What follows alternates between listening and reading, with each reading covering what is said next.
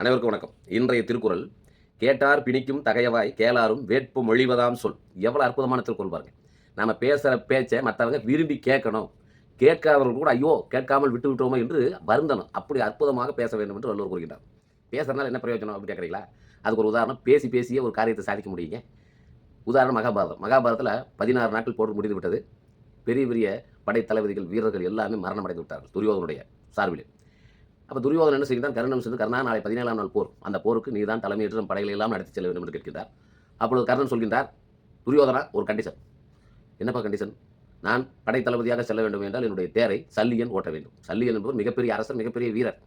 ஏன் சல்லியனை கேட்குறான்னு கேட்டிங்கன்னா, சல்லியன் ஒரு முறை கர்ணனை மிகவும் இழிவாக தேரோட்டியின் மகன் என்று இழிவாக பேசிவிட்டார். அதை பழி வாங்குறதுக்கு உடனே துரியோதனர் வழி கிடையாது. சரி, நான் போய் கேட்குறேன். சல்லியன் துரியோதனுக்கு மாமா முறையாகுது. சல்லியனும் சென்று கேட்க விரும்புகிறார். இன்னும் சல்லியன் என்னப்பா ஏன் வந்திருக்காரு அப்படின்னு கேட்குறாரு. அப்போ துரியோதன் சொல்கிறாரு, நாளை படைக்கு தலைமை தாங்க கர்ணனை நியமித்திருக்கிறேன் அப்படின்னு. உடனே சல்லியனுக்கு பயங்கர டென்ஷன். அப்படியா அப்படின்னு சொல்லிட்டு சரின்ட்டார். உடனே அதற்கு கர்ணனுக்கு நீங்கள் தான் தேரோட்ட வேண்டும் அப்படின்னா சல்லியனுக்கு பயங்கரமான கோபம்.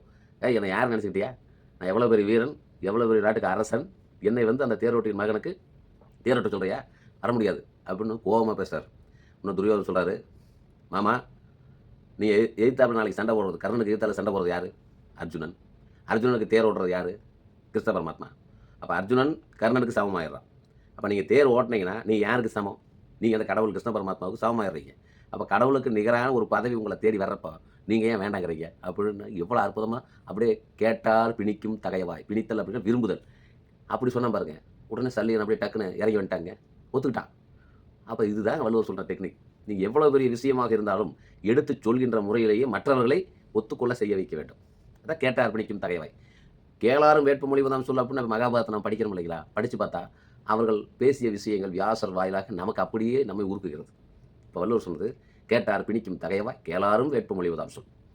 ஒரு ஸ்கூலில் பார்த்தீங்கன்னா ஒரு மாணவன் தன்னுடைய தலைமை ஆசிரியர் போய் லீவு கேட்குறான். ஐயா நாளைக்கு உடம்பு சரியில்லை, ஊருக்கு போகிறேன், ஏதோ ஒரு காரணம் சொல்லி. இந்த தலைமை ஆசிரியர் அதெல்லாம் முடியாது, போய் வகுப்பாசிரியர் கையில் தாயிட்டப்போ அப்படின்னு அவரே மிரட்டார். இன்னும் அந்த மாணவன் எப்படி பேசுகிறேன் பாருங்க. ஐயா எங்கள் வகுப்பாசிரியர் ரொம்ப கண்டிப்பானவருங்க ஐயா, இறக்கமே இல்லாதவருங்க ஐயா.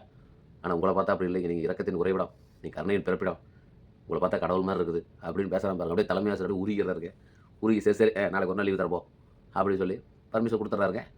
இதுதாங்க கேட்டார் பிணிக்கும் தகையவாய் கேளாரும் வேட்பு மொழிவதால் சொல். எவ்வளோ அற்புதமாக சொல்லியிருக்காரு பாருங்க. அப்போ நாம் இன்றைக்கு ஒரு வியாபாரம் செய்வதாக இருந்தாலும் மற்றவர்களுக்கு தொடர்பு கொள்வதாக இருந்தாலும் இந்த மாதிரி இனிமையாக பேசினா தான் ஜெயிக்க முடியும். இதைத்தான் வள்ளுவர் 2000 வருஷத்துக்கு முன்னாடி சொல்லியிருக்காரு. அது இன்றைக்கி சொன்ன மாதிரி இப்போ சொன்ன மாதிரி நமக்கு மிகவும் பயனுள்ளதாக இருக்கிறது. நன்றி.